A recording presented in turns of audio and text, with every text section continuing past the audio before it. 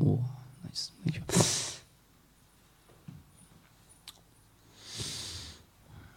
Haribol.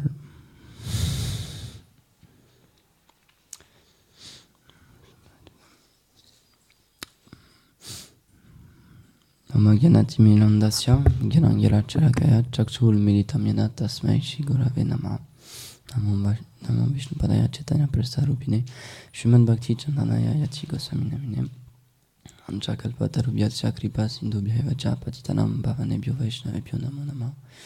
Jai Shri Krishna Chaitanya Prabhu Nityananda Shadvaita Gadadhar Shivasati Gaur Bhakta Vrinda. Hey Krishna Karuna Sindhu Dinabandhu Jagatpate Gopesha Gopika Kanta Radha Kanta Namostute Taptana Kanchana Gaurangi Radhe Vrindavaneshwari Vrishabhanusute Devi Paramami Hari Priya. Haribol, les hommages à tous les dévots présents. On va lire un verset de la Srimad Bhagavad Gita, verset 46 du chapitre 11.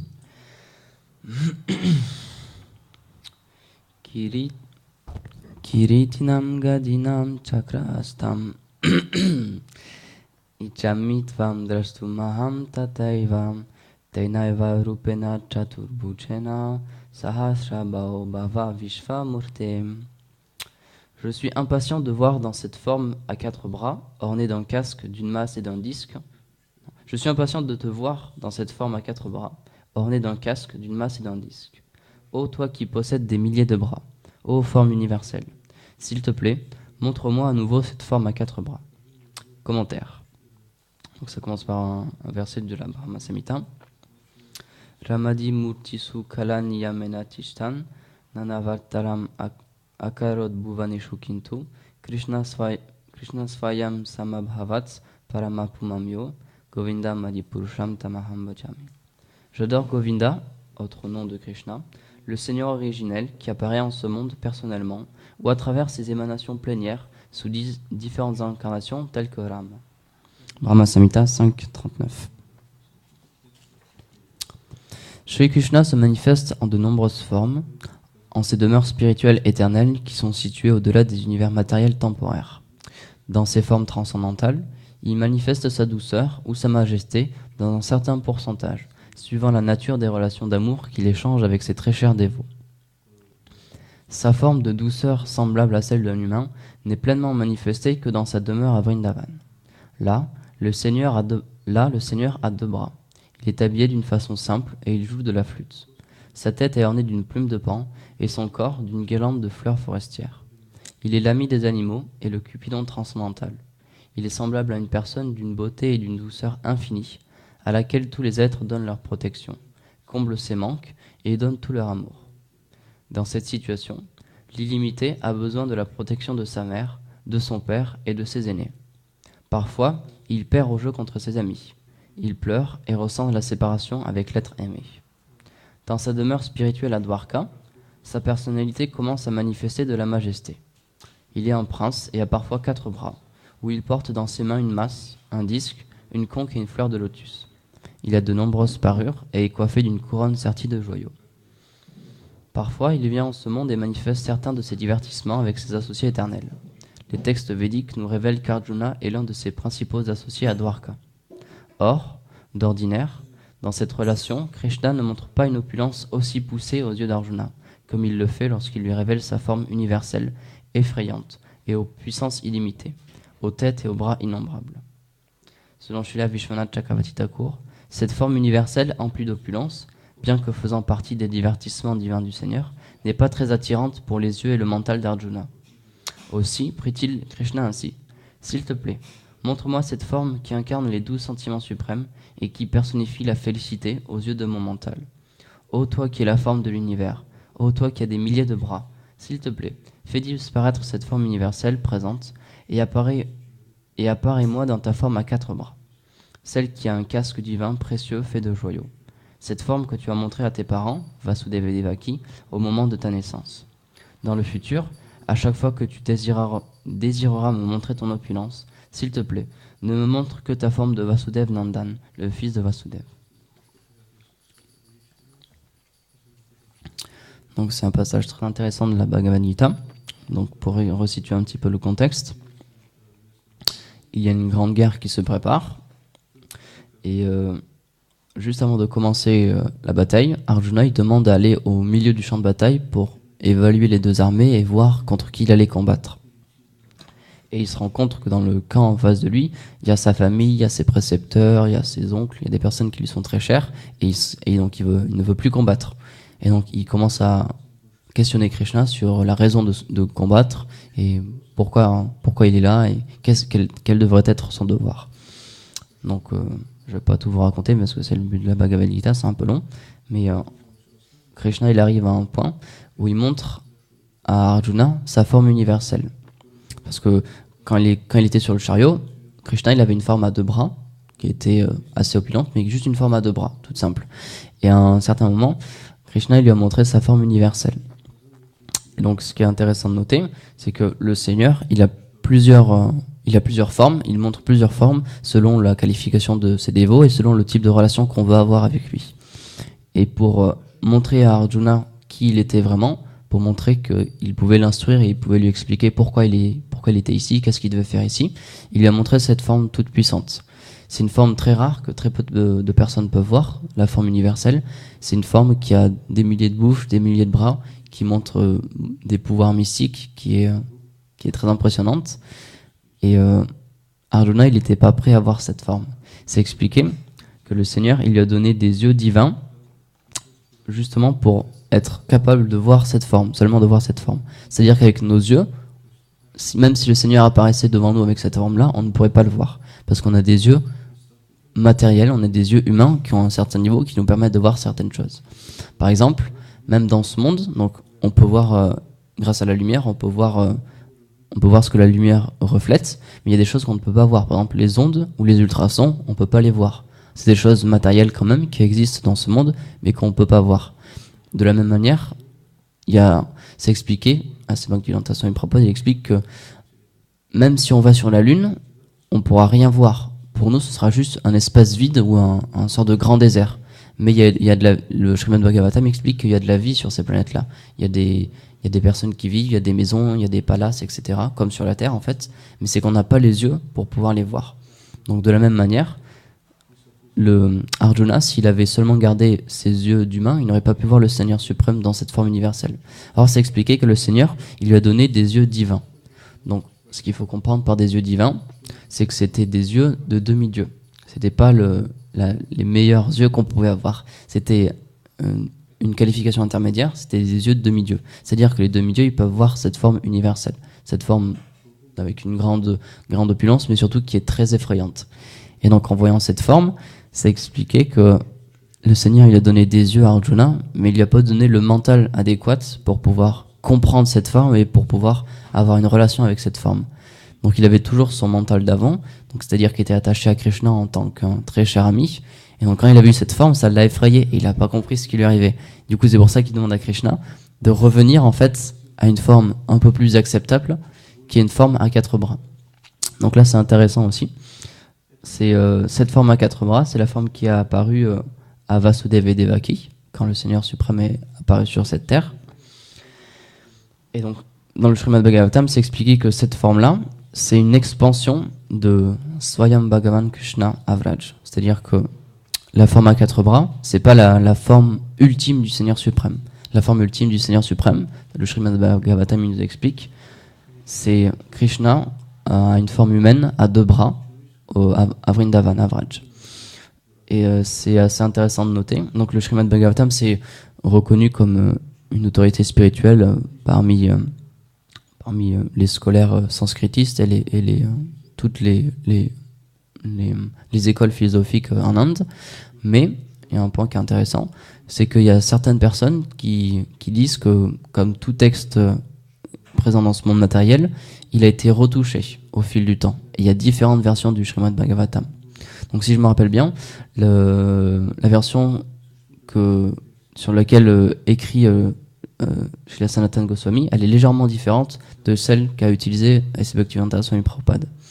Et donc en fait, il y a quelques différences qu'on peut expliquer par une différence de province, parce qu'à l'époque en Inde, c'était très fragmenté, il y avait plein de royaumes, donc avec plein de langages différents. Donc Jai Shishi Nitai Vishwambal qui Jai Shishi Nanda Yashoda Gopal ki jai, Shishi Radha Madan Mohan Jo ki jai. Donc donc ça c'est une cause historique qu'on peut comprendre, c'est une explication qui peut exister. Il y avait différents langages, donc il y avait différentes versions qui étaient écrites en différents langages selon les provinces, et donc ça s'est un peu modifié. Donc ça c'est quelque chose qui peut arriver, qui est pas grave parce que le sens reste le même, mais il y a certains philosophes qui rejettent carrément certaines portions du Bhagavatam. Et étrangement, ça fait partie du 10e chant, et c'est dans ce 10e chant qu'on apprend que Krishna, c'est l'origine de toutes les autres incarnations. Donc c'est pour ça qu'il y a certains philosophes qui rejettent cette phrase-là.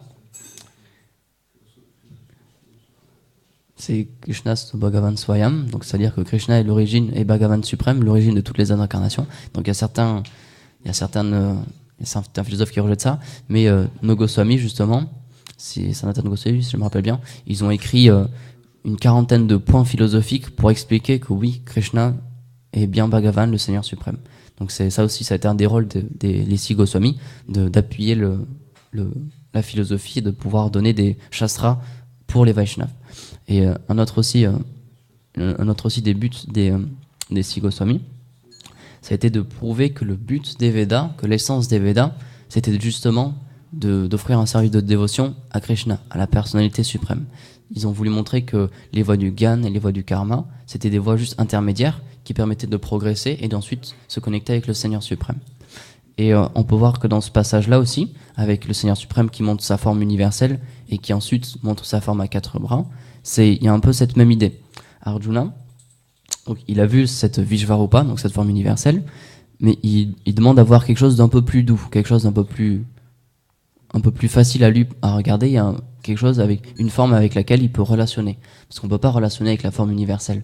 C'est une forme toute puissante, juste avec un aspect de puissance et de révérence on peut pas avoir de relation personnelle avec cette forme en fait. Et donc c'est expliqué, Tripurari Swami il explique dans sa Bhagavad Gita que un peu comme avec les différentes voies du karma, du gyan et de la bhakti qui sont comme un escalier, Gurudev il explique souvent que c'est différentes étapes, différentes marches d'un escalier qui permettent de progresser dans notre vie spirituelle. De la même manière, si une personne elle a le darshan de la forme universelle, elle pourra comprendre que le Seigneur suprême est une personne déjà, parce qu'elle verra qu'il y a une forme, c'est une forme universelle. Et ensuite, la prochaine étape, c'est d'avoir le darshan de la forme à 4 bras. Donc c'est une forme avec un petit peu moins qui est un peu moins effrayante, avec encore beaucoup d'opulence. Et la forme encore après ça, c'est une forme plus simple à 2 bras, une forme humaine. C'est la forme de Krishna à Vraja en fait. Donc ça c'est les différentes étapes qui existent dans la relation qu'on peut avoir avec le Seigneur suprême. Et donc nous en tant que dévots, en tant que Vaishnava, en tant que Gaudiya Vaishnava, notre but, notre déité adorable, c'est le Seigneur suprême à Vrindavan. Et donc c'est expliqué que c'est le Seigneur suprême dénué de tous ces aspects d'opulence et qui est seulement avec un aspect de douceur et qui relationne avec ses amis et avec ses amants et avec ses parents avec des sentiments d'amour, avec Bhaktiam, avec des sentiments d'amour.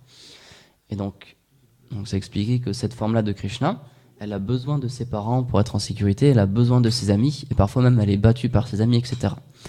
Donc on pourrait se poser la question, si cette forme du Seigneur suprême, elle est dénuée de certains de ses aspects, comme par exemple l'aspect de connaissance ou l'aspect de protection, comment ça se fait que ce soit le Seigneur suprême? Est-ce qu'il existerait une autre forme du Seigneur qui possède toutes les qualités à 100%, qui possède toute la connaissance, qui possède toutes les qualités à 100%, et donc qui serait supérieur à Krishna? Et donc en fait, Tripurari Swami, il explique que non, parce que c'était quelqu'un qui lui avait posé une question. Si le Seigneur suprême Krishna, il n'est pas omniscient, comment ça se fait qu'il soit la forme originelle? Comment ça se fait que ce soit Krishna qui soit Bhagavan, le Seigneur suprême originel? Et en fait, il explique que le Seigneur n'est pas omniscient, mais que ça lui rajoute quelque chose justement. Parce que à quoi nous sert la connaissance? La connaissance, ça nous sert à diriger nos actions pour qu'on puisse avoir du bonheur. Si la connaissance ne nous apporte pas du bonheur ou ne nous aide pas à nous sentir mieux dans ce monde, elle est inutile. C'est le but de la connaissance. personne ne veut être ignorant, parce qu'on veut savoir comment être heureux, on veut savoir comment se sentir bien. Et donc en fait, le Seigneur, dans cette position-là, cet aspect d'omniscience, en fait, elle est cachée, parce que ça lui permet de goûter à autre chose. Par exemple, Krishna, souvent, il se pose la question, il est en grande méditation, il se pose la question, est-ce que Radha, est-ce qu'elle m'aime vraiment? Est-ce qu'elle a des sentiments pour moi?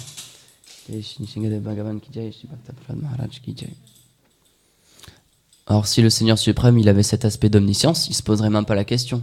Or, ça fait partie justement des sentiments d'amour. Les sentiments d'amour sont supérieurs à cet aspect de connaissance et à cet aspect omniscient et omnipotent du Seigneur suprême.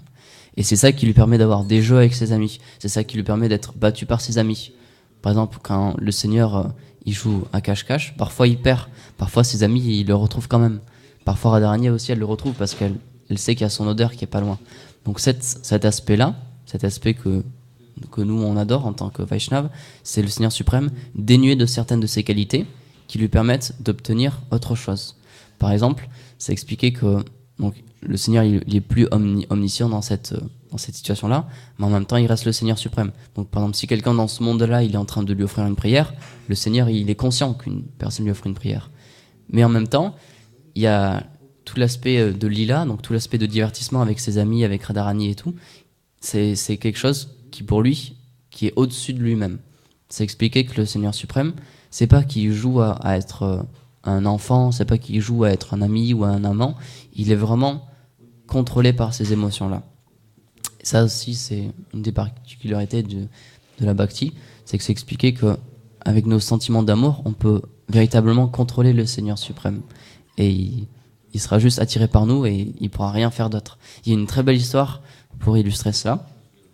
C'est en Inde, il y avait un bandit fameux, un voleur fameux, qui avait entendu parler qu'à Vraj, il y avait un jeune enfant qui avait un joyau Kaustuba sur lui. C'est un joyau d'une grande valeur.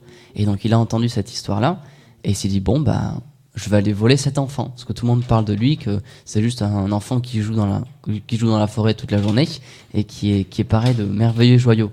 Donc bah c'est une proie facile, je vais y aller quoi. Du coup, il est allé à Vrindavan et il a erré un petit peu partout sur les berges de la Yamuna, à Govardhan, dans les forêts et il cherchait Krishna. Et ça lui a pris un bout de temps, mais un jour, il a vu Krishna, il a vu un pâtre et il a compris que c'était Krishna. Et il a vu Krishna avec ses vaches et ses amis. Et donc il est allé le voir et il l'a menacé, il lui a dit donne-moi tous tes bijoux. Et il a dit mais ma maman Yashoda elle va pas être contente si je te donne tous mes bijoux. Et il dit j'en ai rien à faire, je veux que tu me donnes tes bijoux. Donc le Seigneur suprême il lui a donné tous ses bijoux. Et en fait quand il a reçu ça du Seigneur suprême, la seule chose qu'il a voulu faire ensuite c'était de lui redonner et de le parer de ses bijoux en fait, de changer la façon dont ses bijoux avaient été mis. Donc il a redonné il lui a demandé est-ce que je peux t'habiller, donc il lui a mis les bijoux d'une merveilleuse façon.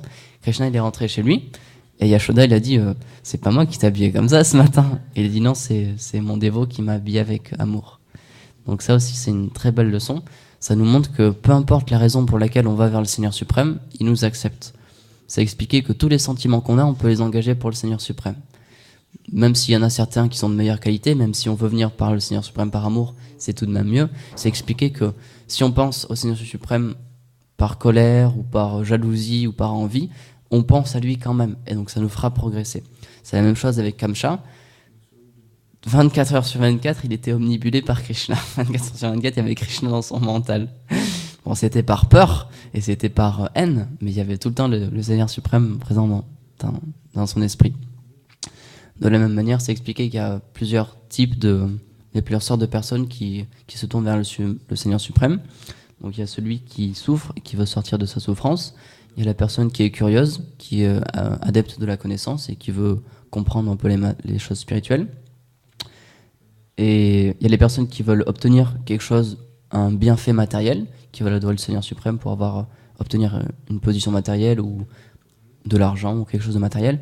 Et il y a les personnes qui sont attirées juste parce qu'elles ont de l'amour pour le Seigneur suprême. Mais ces dernières catégories, c'est extrêmement rare. Mais c'est expliqué que peu importe l'une de ces 4 manières auxquelles on vient au Seigneur suprême, elles sont parfaites quand même parce qu'on se dirige vers le Seigneur suprême. Et donc ça aussi, c'est une des raisons pour laquelle le Seigneur a créé les devas, à créer les demi-dieux. On pourrait se poser la question, puisque le but des Védas, le but de tout sacrifice, le but ultime, c'est de se reconnecter avec le Seigneur suprême, pourquoi est-ce qu'il a créé des demi-dieux? Pourquoi est-ce qu'il a créé des systèmes avec lesquels on peut adorer les demi-dieux, on peut avoir des récompenses des demi-dieux, mais ces récompenses, elles nous enchaînent à ce monde, parce que c'est du karma kanda, c'est faire quelque chose pour obtenir un bienfait dans ce monde, donc c'est ensuite on va devoir le payer dans ce monde et on va devoir créer des réactions. Pourquoi le Seigneur suprême, il a créé ça? Ça paraît totalement stupide, puisque le but c'est de se connecter avec lui, c'est pas de se connecter avec les demi-dieux. Il y a certaines personnes elles ne veulent pas revenir avec le Seigneur suprême, elles ne veulent pas le servir, elles ne veulent pas avoir des sentiments envers lui. Donc c'est pour ces personnes-là qu'il a instauré ces systèmes. Par exemple, si quelqu'un il veut rester dans ce monde, et il veut avoir une très bonne position, il veut avoir une grande fortune, dans les Védas c'est prescrit des sacrifices et c'est prescrit certaines actions envers certains demi-dieux. Mais Krishna il explique qu'en fait, c'est en adorant un demi-dieu, on adore Krishna indirectement. Donc, en adorant les demi-dieux, petit à petit, même si on s'en rend pas compte, on fait des actions pieuses qui vont nous donner peut-être dans 5 vies, 10 vies, 1000 vies, mais dans un futur, elles vont nous donner de nous connecter petit à petit avec le service de dévotion. Donc tout ça, c'est expliqué, encore une fois, comme les voies du karma et du gyan, c'est des escaliers, c'est comme un escalier. C'est plusieurs marches qui font partie d'un même escalier pour se reconnecter avec le Seigneur suprême. Voilà, est-ce que vous auriez des questions? Des petits points à développer? Est-ce que tu acceptes les questions hors sujet? Ouais, ça ce serait bienvenu. Ouais. En fait, je réfléchissais, est-ce que tu pourrais expliquer pourquoi on rend ces hommages à la déité, au Vaishnava, le spirituel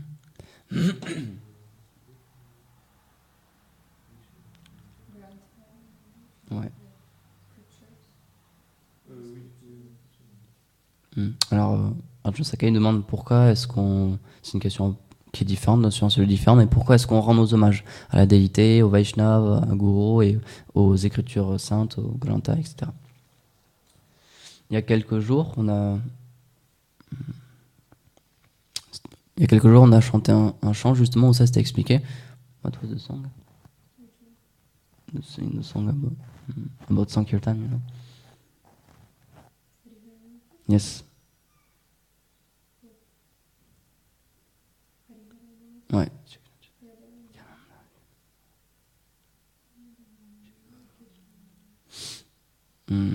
Donc j'ai plus le verset en tête, excusez-moi, mais dans la chanson Hari Haraye Nama Krishna, c'est expliqué qu'on justement on rend nos hommages donc au Seigneur suprême, on rend nos hommages à Chaitanya Mahaprabhu, à Nitai, et on rend nos hommages c'est Shri Guru Vaishnava Bhagavata Gita. On rend nos hommages à Guru, au Vaishnava et à la Bhagavad Gita. Donc c'est expliqué que le Seigneur suprême, il a différentes énergies, et pour se connecter à nous dans ce monde, il envoie ses représentants. Donc il y a plusieurs manières dont il fait cela. Donc une façon, c'est qu'il apparaît en tant que les écritures saintes, en tant que les écritures révélées. C'est pour ça que c'est expliqué que le Srimad Bhagavatam, c'est non différent du Seigneur suprême. C'est le Seigneur suprême directement qui vient. C'est expliqué que c'est le Srimad Bhagavatam, c'est comme le soleil dans cet âge de Kali. C'est le seul écrit, c'est expliqué, c'est le seul écrit qui est purement transcendantal et qui peut nous permettre de nous reconnecter à notre réalité spirituelle et de développer nos sentiments d'amour pour le Seigneur suprême. Donc même si on dirait que c'est juste un livre, c'est le Seigneur suprême directement, et donc ça a une très très grande puissance. C'est pour ça qu'on peut adorer le Srimad Bhagavatam comme une déité. C'est pour ça qu'on peut, dans certains temples même, il y a des sets du Srimad Bhagavatam qui sont sur l'autel et qui sont adorés aussi, parce que c'est directement le Seigneur suprême. C'est non différent de lui, c'est une forme différente. Comme le Seigneur suprême, il a différentes formes, différentes rupas. On parle aussi du Harinam. On dit que le Seigneur suprême, il prend la forme de la vibration transcendantale, et de la même manière, il prend la forme aussi de ses écrits révélés, et en particulier du Srimad Bhagavatam. Donc c'est non différent de lui, et donc ça a les mêmes qualités que lui. Et par exemple, si on n'a pas de déité, mais on peut adorer le Srimad Bhagavatam, et ça nous donnera ça nous donnera de nous reconnecter avec le Seigneur suprême aussi. Encore une chose aussi, c'est qu'il apparaît en tant que les Vaishnavas, en tant que ces très chers dévots. C'est expliqué que pour Krishna, pour le Seigneur suprême, les Gyanis ils lui sont aussi chers que sa propre vie, parce qu'ils sont connectés avec lui. Mais pour les dévots, c'est expliqué que les dévots sont plus chers que sa propre vie. Il est prêt à tout faire pour ses dévots, il est contrôlé par ses dévots. Et donc, puisque les dévots ont capturé Krishna dans leur cœur, c'est pour ça qu'on explique qu'on rend nos hommages aussi. C'est une raison pour laquelle on rend nos hommages aux Vaishnavas, c'est parce qu'ils ont Krishna en fait. C'est expliqué qu'ils ont Krishna et ils peuvent donner Krishna. Et une autre des raisons aussi, c'est ce qu'on appelle Guru Tattva. Donc le Seigneur suprême, c'est le Guru originel. C'est celui qui nous permet de nous reconnecter avec lui. Mais le Seigneur suprême ne nous parle pas directement parce qu'on n'est pas qualifié. Donc il est descendu en tant que Nitai, qui représente Akanda Guru Tattva, qui représente le Tattva du Guru, pleinement le Guru Tattva. Et ensuite, Nityananda, il est présent dans tous les acharyas et dans tous les maîtres spirituels de la Guru Parampara. C'est une des raisons pour laquelle on explique que Guru est un. Donc il faut bien comprendre ça. C'est pas que tous les gourous ont les mêmes qualités et qu'ils ont tous la même façon de parler, etc. Mais c'est qu'ils représentent Guru Tattva. Ils sont tous des représentants du Seigneur suprême. Donc c'est pour ça qu'on explique qu'il faut rendre nos hommages et il faut adorer notre gourou comme si c'était le Seigneur lui-même. On ne dit pas que notre gourou est Dieu, la personne suprême. C'est pas notre philosophie, mais on nous explique qu'on doit lui donner le même respect que si c'était le Seigneur suprême. Donc on se méprend pas, on sait que c'est deux personnes totalement différentes, mais on sait que Krishna, il est dans leur cœur, et c'est à travers le gourou que Krishna répond à nos questions et nous engage dans son service éternel. Donc c'est pour ça qu'on rend nos hommages à notre gourou, parce que c'est lui qui va nous permettre de nous reconnecter. C'est expliqué aussi que le service que nous donne notre gourou, peu importe lequel il soit, s'il est donné par le gourou, il est connecté à notre service éternel. Donc, par exemple, si notre gourou nous demande de faire la vaisselle, c'est pas que notre service éternel c'est de faire la vaisselle, mais c'est en faisant la vaisselle, en faisant ce que notre gourou nous a demandé, petit à petit, il y a notre seva éternel, notre relation éternelle qui va s'éveiller. Donc c'est un processus mystique. C'est de la même manière, c'est expliqué que en tant que dévot, on a deux vies et on a deux formes différentes. On a une vie externe et une vie interne. Donc c'est expliqué que le but de notre pratique, de notre sadhana, c'est d'avoir un service externe, un service dans ce monde matériel, pour petit à petit éveiller notre âme et avoir un service interne. Et donc, dans ce service interne, là, quand les dévots avancés, quand ils ont réalisé leur swarup, quand ils ont réalisé qui ils sont dans le monde spirituel, extérieurement, ils agissent en tant que Vaishnava dans ce monde, et intérieurement, ils sont en train d'offrir leur service éternel à Radha et Krishna. Et c'est aussi ce que le gourou vient nous donner. En nous donnant un service matériel, petit à petit, ça nous permet de comprendre notre réalité interne, notre identité en tant qu'âme, et d'offrir notre service au couple divin, à Radha Krishna. Et aussi, un des aspects importants, c'est expliquer que avant de pouvoir nous connecter avec le Seigneur suprême et d'avoir une relation d'amour pur avec lui, d'abord il faut passer par un aspect d'Aishvarya, il faut passer par un aspect de révérence. Et c'est aussi pour ça qu'il y a tout un tas de règles, qu'on doit respecter les Vaishnavas, qu'on doit leur offrir notre hommage, que c'est expliqué qu'à chaque fois qu'on voit la déité, il faut rendre notre hommage, etc. C'est pour comprendre qui est vraiment le Seigneur suprême. Et pour ensuite pouvoir développer une relation d'amour avec lui. Mais d'abord, il faut comprendre qu'on est inqualifié, et c'est pour ça qu'il faut demander la miséricorde. C'est de la même manière, c'est expliqué que donc le système qui existe dans ce monde, c'est qu'il y a un système de disciples et de maîtres. On est des disciples et on a un maître spirituel. Et tous nos maîtres spirituels, ils avaient un maître spirituel avant eux, etc., etc. Et dans le monde spirituel, ça se passe de la même manière. Donc pourquoi il y a ce système-là dans ce monde, système de maître et de gourou? C'est un entraînement, parce que dans le monde spirituel, c'est la même chose. Il y a Radha et Krishna, et ensuite, il y a différents groupes de Saka et de Saiki, qui ont aussi des meneurs. Et ces meneurs-là, c'est eux qui nous engagent et qui nous disent, bon, toi tu vas faire ça, toi tu vas faire ça, toi tu vas faire ça. Donc ce qu'on est en train de vivre ici, c'est aussi un entraînement pour ce qu'on vivra dans le monde spirituel. C'est un principe de maître et de disciple. Donc c'est une discipline, c'est ça en fait. C'est l'idée de donner un service, parce que notre identité éternelle, c'est d'être un serviteur du Seigneur suprême. Et donc pour pouvoir servir le Seigneur suprême, pour pouvoir comprendre ce qu'il veut, on a besoin de quelqu'un qui est proche de lui, un de ses associés éternels, qui nous explique le Seigneur a besoin que tu fasses ça pour lui. Et de cette manière-là, on pourra satisfaire le couple divin. Donc tout ce qu'on fait dans ce monde, c'est pas quelque chose d'inutile. Tout cet aspect de révérence, d'Aishwarya, etc., c'est un entraînement en fait, pour plus tard. Il y a aussi quelque chose que Bhaktisiddhanta Saraswati Thakur il avait expliqué. C'est à l'époque, il était le premier à créer un temple en marbre à Calcutta. Et c'était quelque chose que personne n'avait jamais fait. C'était juste impensable à l'époque, parce que Calcutta, c'était une ville totalement...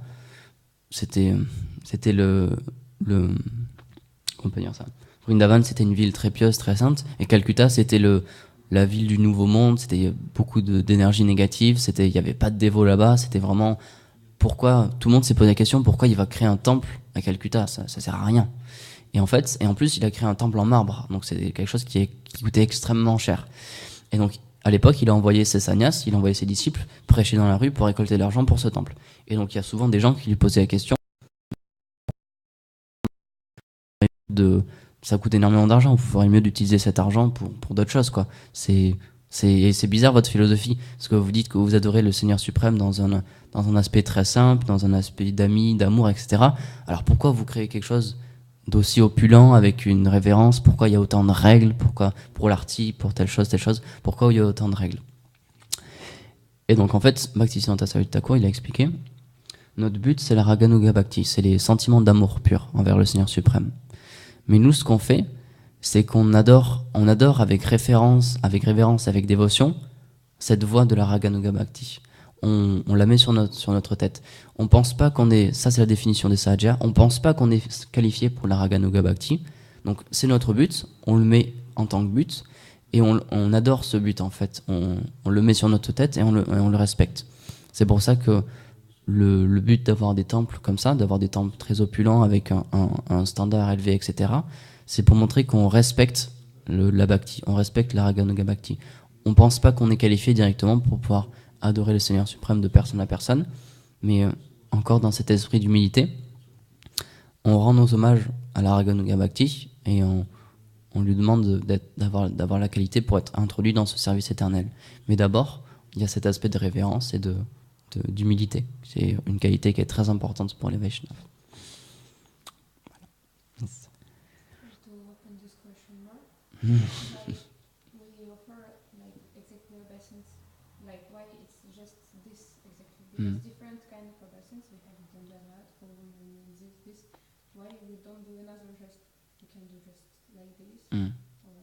Ah, une bonne question. Pourquoi est-ce qu'on rend nos hommages de cette façon-là? Parce que les Vaishnavas, ils ont une manière particulière de rendre leurs hommages. Ils se mettent sur le sol.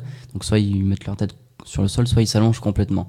Donc, Arsamani demande pourquoi est-ce qu'on ne pourrait pas juste simplement joindre nos mains et offrir ou baisser un petit peu la tête, etc. Donc, ce qu'on fait, ce que les Vaishnavas font, c'est ce qu'on appelle Dandavat. Et Danda, ça veut dire bâton. Donc, en fait, le mouvement qu'on fait, c'est qu'on s'allonge de tout notre corps sur le sol pour montrer qu'on s'abandonne pleinement au Seigneur suprême. C'est un signe d'humilité.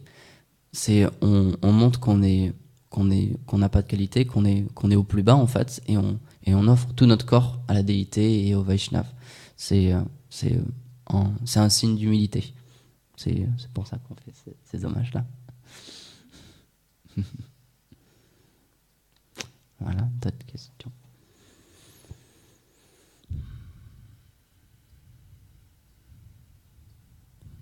Ok. Moi, je veux juste ajouter quelque chose, c'est que quand on dit rendre ses hommages aux Vaishnavas, c'est rendre ses hommages à tous les Vaishnavas, même aux Vaishnavas les plus, entre guillemets, insignifiants. Parce que Krishna est dans le cœur de chacun, et obligatoirement, on doit voir Krishna dans le cœur de tout le monde. Oui, c'est vrai que c'est important. L'état c'est qu'il y a un point très important. Donc, on rend nos hommages aux sadhus et aux maîtres spirituels, mais aussi on rend nos hommages à tous les Vaishnavas, à tous les dévots qui pratiquent en fait ce service de dévotion. Parce que c'est expliqué que Krishna,